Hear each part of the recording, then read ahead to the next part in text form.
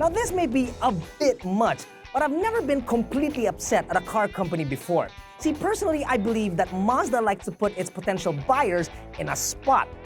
In the past, you didn't really know, or rather I didn't really know, which one looked better. Was it their Soul Red Crystal or the Machine Gray? In the end, I decided Machine Gray Sedan looked the best. Then Mazda says, hold my sake.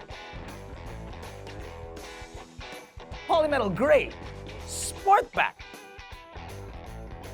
You mother...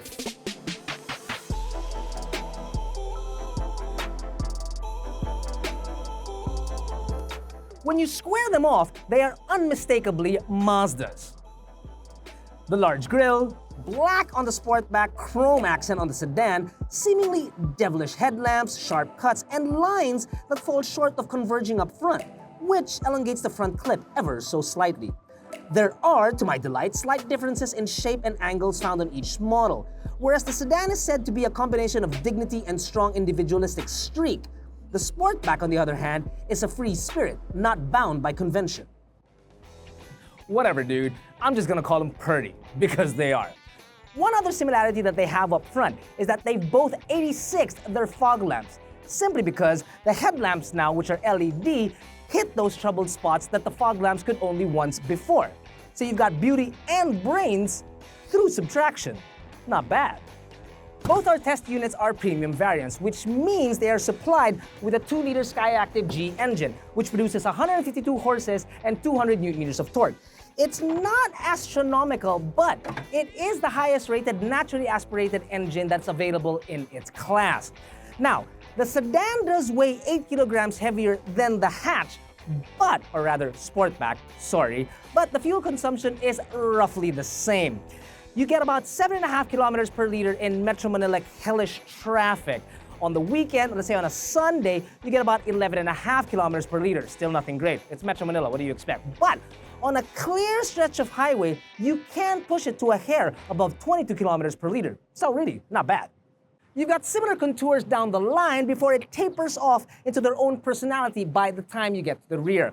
The side mirror is equipped with so much tech like warning lights, cameras, and repeaters. You've got disc brakes all around, and you've got 215 45s on 18-inch wheels. The wheels differ from each model, but the ground clearance is still the same at 135 millimeters.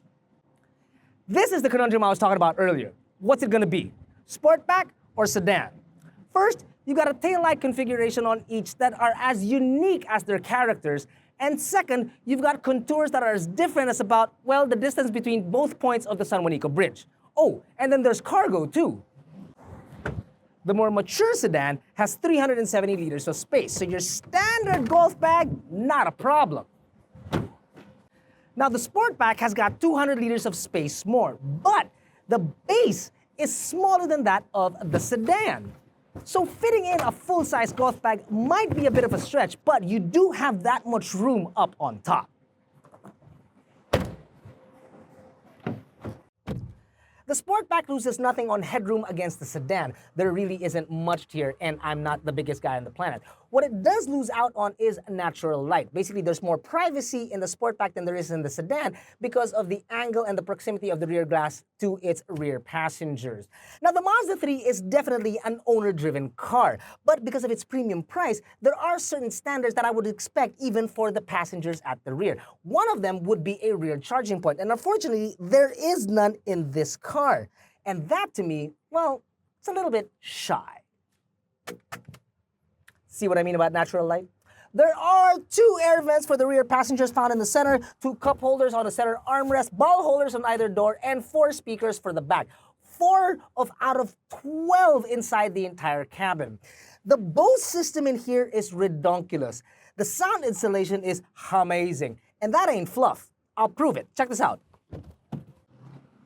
We didn't do this in post. This is real.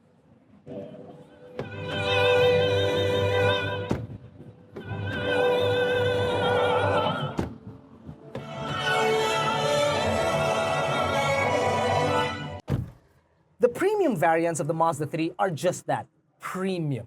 The dark and supple leather found all over the cabin is broken nicely by brown stitching. The infotainment system has since settled deeper into the dash. The instrument cluster and two air vents concave. The gauges are a mix of analog and digital, and the plethora of buttons and switches found all around the cabin, including the steering wheel and paddle shifters, embed and return well to the touch. Heck, even the sound of the indicators are cool. It really is very well put together. There is, however, only one thing. Okay, maybe two. Number one, in all of this premiumness, they decided to put scratch magnet plastics in one of the busiest areas of the cabin. Not so good. And number two, this is the fob of this car. Look at the size of this thing. And then, look at the size of the buttons.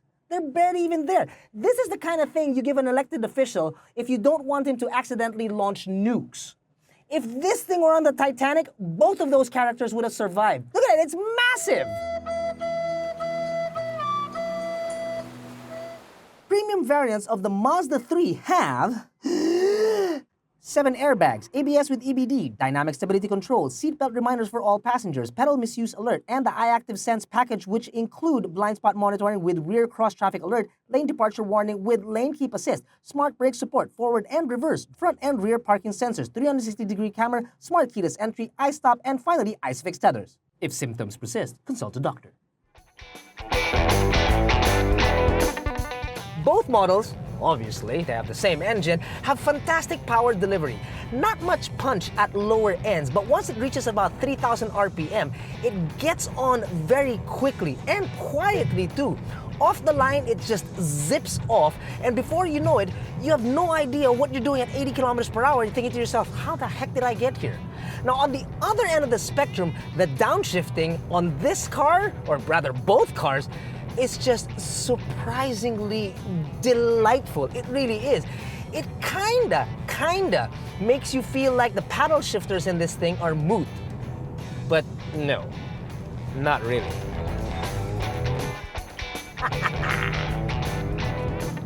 Balance is excellent. On a straight, sure, no-brainer. But on twists and turns, it's just fantastic. You yourself and the car are planted very, very well thanks to the vehicle's dynamics and, of course, Mazda's GVC Plus, which in other models is available too. And what that does is that it regulates the power, and then that in turn shifts the weight of the car throughout turns until you are in a straight line. You always feel like you are in control of the car. It's brilliant. The one ace that Mazda does too have is the driving position.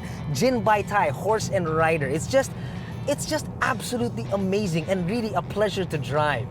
It's like the engineers and the designers all got together in a powwow and decided to talk about what it is that they want to do inside a car instead of sending each other millions upon millions of emails replying with just simply noted.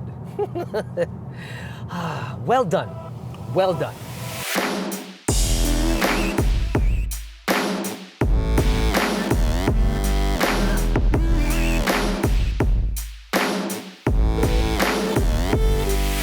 Now the rub is trying to get us to accept these prices, because this 2020 Mazda 3 sedan is available at 1,495,000 Philippine pesos, while the Sportback is 15,000 pesos more.